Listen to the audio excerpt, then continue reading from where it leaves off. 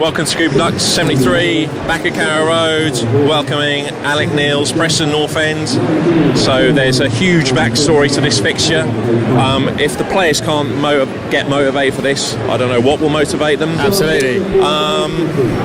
Team's relatively similar, what's the name? Tim Close is injured. I can't be bothered to go through the team news. If you're watching this podcast, you know what the team is. Yeah. Most interestingly, Alex Pritchard on the bench. On the bench. Hopefully he'll come on because he will raise the roof if he does. Yeah. We need him back so bad. I still suggest that at full strength we're all right and we're competitive in this league. We just don't have the squad to cope with any injuries. So Dido is at the moment. If we're at full strength after Christmas, I think we'll be all right. But just die time. So to see Alex Pritchard potentially come back today, even if it's just for 10 minutes, will be a real lift for the fans. Oh, there's Alex Neil over there. You can see him. Yeah.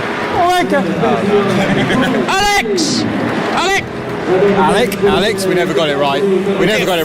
Well, like we were just saying, it wasn't his fault we sacked him a year too late. No, it wasn't. No, absolutely. To be honest, in the build-up to this game, I was really thinking I was going to give him shit, but I don't think I'm going to. No, he did a good job for us. He got us promoted. He did. And really, when he got us promoted, he was the best thing since sliced bread. Yeah. And the day out of Wembley, my wedding aside, was the greatest day of my life. Yeah, lovely. And actually, if I'm being honest, it was better than my wedding. Yeah. Anyway, the game's going to start. All right, man. Catch you half time. See you in a bit.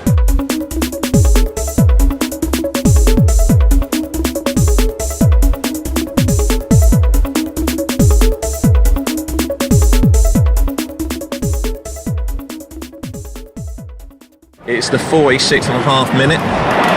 We are on the break. And do you know, the last time we podcasted at the start of the second half was against Barnsley and they equalised. Yeah, as we spoke. Yeah, probably 47th minute. So let's hope that doesn't happen again. It wasn't a great first half, but it was better, certainly better than the last home, they had game. They had their chances, including a Roy of the Rovers overhead bicycle kick onto the crossbar. Yeah, no, that which came from a sort of plethora of Norwich City areas. Is that the word I'm looking for? A plethora, yeah. You could use that word. We were sitting very deep, weren't we? Yeah, and we were just making mistakes, fannying about in and around our own box. Mistake to maker. We didn't really create much. The problem is that I hate to say it, Nelson's been poor today. He hasn't offered much, but also his hold-up play, he's trying to be too cute rather than just doing the fundamental things and keeping the move going, losing the ball a lot, surrendering possession, and that's putting us in trouble because they're catching us on the counter. And to be honest, probably the majority of their chances have come initially from Nelson losing the ball. We really should. It's worth mentioning we really should be 2-0 up because Josh Murphy beat the keeper, and then had one defender in an open goal and really overcooked it and managed not to not even get a shot off. And then they got players back, which is a real disappointment. He went past the keeper. The keeper had to come out because there was a ball played over the top, and Murphy got there first, did really well, but then. Yeah, should have shot sooner. I just want to see Pritch come on. We have to talk about Madison's goal as well.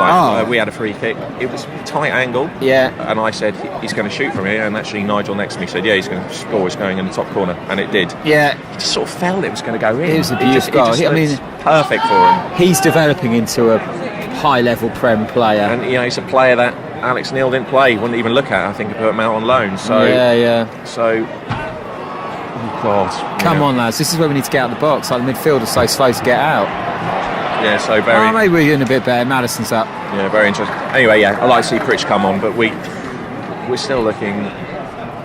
No one's been horrendously shit, obviously, other than Vrancic, who is shit. But I think Vrancic has been a bit shit, but nowhere near as shit as he has been in the past. He's certainly put in a bit more of a shit. But it's like apart from Madison with that wondrous goal, no one's been awful.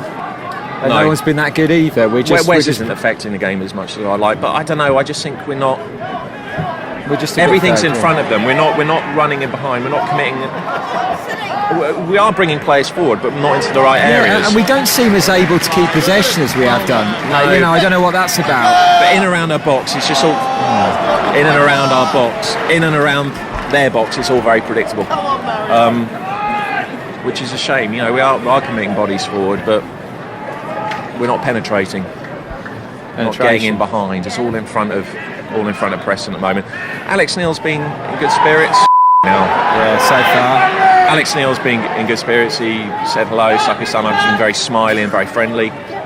Yeah, well, as I said, it's not his fault we didn't sack him 8 months before we did. Exactly, and but let's hope he's not smiling come 90 minutes. Absolutely. When the final whistle goes. That's a terrible call. All right, we'll speak to you at full time, or Goodbye. maybe just before, because I've got a lot of time after the game. I've got a gig tonight. Bye. Right, the game's ended. 1-1. Don't really want to talk about it, to be honest. We had a couple of good chances second half, but we were just awful. Yeah, absolutely. I think, Nigel summed it up, who sits next to us. Obviously it's an emotional comment, but he said that it was the worst football, this and the last game was the worst football he's seen in Carrow Road in many years. I'd agree, we're in a really bad spot.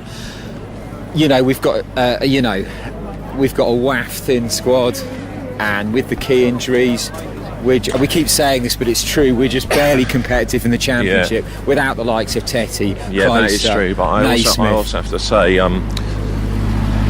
don't think Farke is getting the best out of them. Maybe not. I know we have got limitations as a squad, but I still think, look at compare it to the football we were playing towards the end of last season Under Irvine. against Irvine. Yeah. Irvine Johnson. That's it. Yeah. Absolutely terrible. I'm worried about Farke. I think I'm starting to have doubts, serious doubts now. I don't have doubts because you want to remain an optimist. I like the guy. Yeah, of course. But God, Yannick Wilshere is awful as well. I know we didn't sign him. Francis awful. Francis Wilshere's was awful. poor. Zimmerman's awful. Yeah, Murphy should have scored. Yeah, Zimmerman tried to shepherd a ball out for a corner, and a corner which led to their goal. Tried to shepherd out, got it all wrong. Yeah. They were knocking on the door for quite a while. Preston, to be fair. They were the better team. But he got it wrong. We conceded a corner, and then it was just a free header. Oliveira was awful. Oliveira was dreadful. Looked old and flat. Oliveira didn't win a single header. Wes had one nice chance, and Murphy had a nice chance, but yeah, he was flat. Oliveira didn't win a single header. He was dreadful today. Maddie did his best.